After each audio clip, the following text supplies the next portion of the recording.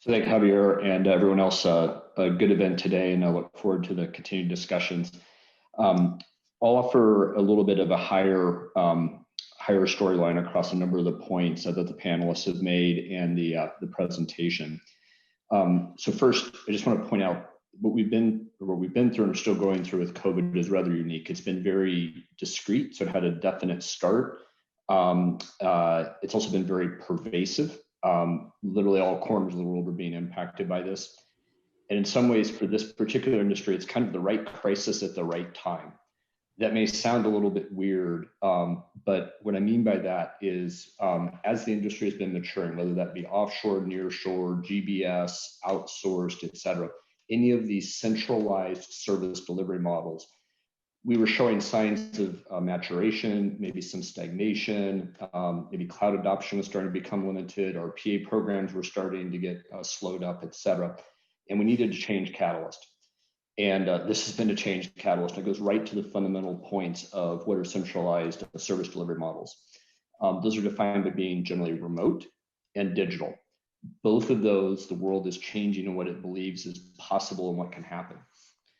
Early on in the crisis, a lot of groups would ask, hey, are people going to be doing less offshoring? Are they going to be doing more insourcing, more outsourcing?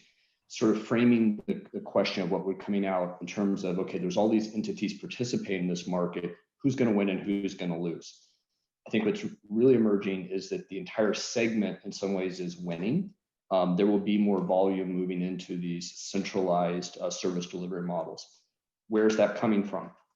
That is coming from things that weren't being able to be touched before, retained organizations, functions that people felt were too risky, couldn't be touched, et cetera.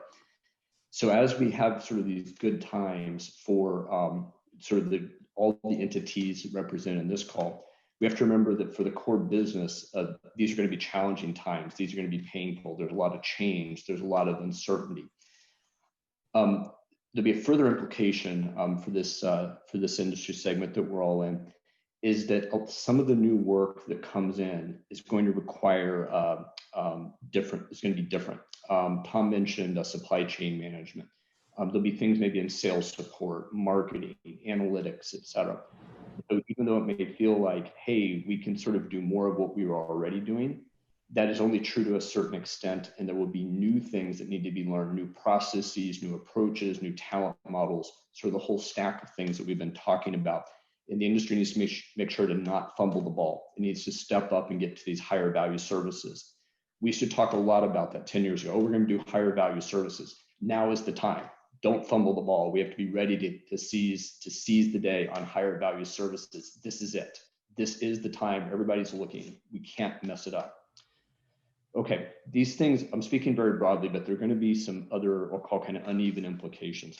One, the story is not going to be the same for all industries. We've hinted at that. Some industries, this was an accelerant. Some others, it was a huge shot to the head. But everybody's going to come out of it in sort of different ways, and you have to be thinking about your strategies and approaches and how it's different by the different industry and their business models. The second is the nature of change for each organization is not going to be the same. Not everybody has the same processes. There are different points on their technology journey in terms of their tech stack and how cloudified they are. There are a whole bunch of differences in terms of how people will go through the change path. And so we have to be astute, not just that the work is different, but the change path for the organizations will be different. In some ways, this is just a call back to the basics, but in a new and re-envisioned and more complicated scenario. The final thing that I'd call out is we are in a point where there are changing needs. And we need to be watching for those, and there will be opportunity to serve those needs. This, I would say, falls into two very broad high-level buckets. The first is we've had a change in channel. We've gone from in-person to now virtual being much more possible.